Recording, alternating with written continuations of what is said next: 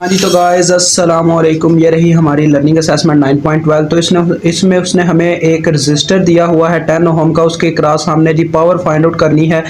तो ये same to same previous learning assessment की तरह है। जैसा कि आप देख सकते हैं, हमने इसका मतलब कि एक साइकिल ढूंढना है कि कहाँ तक इसका पहला साइकिल चला इस वेव फॉर्म का। तो देखें, पहले हमारी वेव फॉर्म मतलब करंट की जो है 4 से 0 से 2 सेकंड के अंदर अंदर 4 से लेके 0 एम्पेयर तक चेंज हुई है। उसके बाद फिर कांस्टेंट रही है 0 पे, फिर उसके बाद -4 एम्पेयर हुई है 6 सेकंड तक। फिर आगे जाके देखें, जब तक ये वाला साइकिल मतलब ये शुरू वाली जो शेप आगे आ नहीं जाती, तब तक आपने अपना टाइम मतलब कि आगे बढ़ाते जाना है। अब यहाँ पे भी देखें, वो शेप आगे नहीं आई। अब हम जब जाते हैं 8 सेकंड पे, तो देखें 8 सेकंड पे ये जो लेयर है ये तो हो गई हमारी ये वाली लेयर।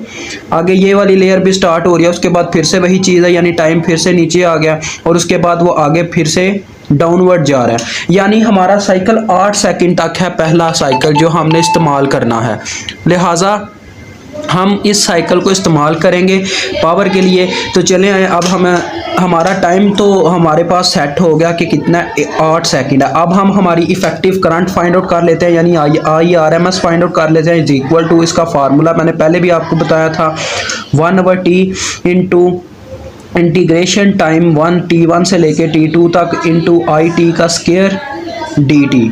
तो ये हमारे पास इसका फार्मूला, जितनी भी करंट चेंज हुई है उस लिहाज से आपने पुटिंग कर देनी है। अब मैं करता हूँ यहाँ पे। तो टाइम पीरियड टोटली हमारा पहले पुट होगा 1/8 और उसके बाद जितना भी चेंज हुआ, देखें पहले हमारा 0 से 2 तक गई है। लिमिट हमने पहले लिखनी है, 0 से लेके 2 तक गई है और हमारी वैल्यू कितनी थी 4। तो 4 का स्क्वायर आ गया जी इंटू dt आ गया। आगे की बात की जाए, आगे हमारा टाइम 2 से लेके 4 तक गया, उसको लिखने की ज़रूरत नहीं है, मैं पहले ही उसे आउटवर्ड मतलब ख़त्म कर रहा हूँ। क्यों?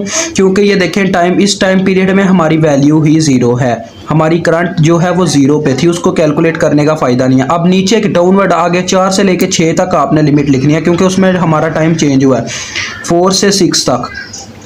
तो इसमें -4 हमारी वैल्यू थी करंट की, तो -4 का स्क्वायर आ गया, साथ में dt आ गया।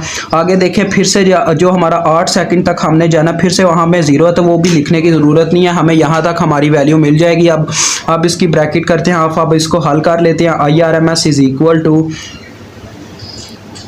अब ये देखें हमारे पास क्या बनेगा, ये 16 इंटू टी आ जाएगा। टी की अब लिमिट्स आएंगी तो टी की जगह उसकी लिमिट्स पुट हो जाएंगी, upper limit minus lower limit. अब लिमिट कैसे आई है, टी कैसे आया, डी इसके साथ कैंसिल हो गया तो लिमिट्स फिर पुट हो गई हैं। प्लस यहाँ पे भी 16 बन रहा है पॉजिटिव, क्योंकि माइनस का स्क्वायर हो जाएगा और लिमिट्स आ जाएंगी। देखिए लिमिट्स क्या आएंगी, इसके अंदर है 6 - 4। तो अब आप हिसाब लगा सकते हैं हमारे पास क्या बन रहा है। तो guys IRMS is equal to √16 2 32 हो गए। यहाँ पे भी 32 बन रहा है, यानी कि 64/8। अब इसको आपने कैलकुलेटर पे हल कर लेना। मेरे ख्याल में 8 बार ही 64 होता है।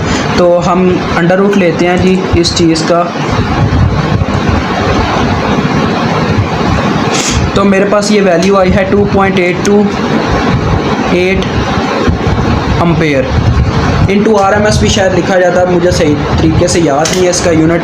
तो ये हमने फाइंड आउट कर लिया IRMS। अब मैं नेक्स्ट पेज पे जाऊंगा, ये यहीं पे चले फाइंड आउट कर लेते हैं। P is equal to P 10 ohm is equal to, formula क्या होता है जी इसमें, IRMS का स्क्वायर इंटू R हमारा 10 का है, तो हम किसको हल कर लेते हैं। देखें IRMS हमारा यानी कि 2.828 का स्क्वायर आ गया और R हमारा 10 है, तो ये 10 आ गया। अब मैं कैलकुलेट करता हूँ इसको।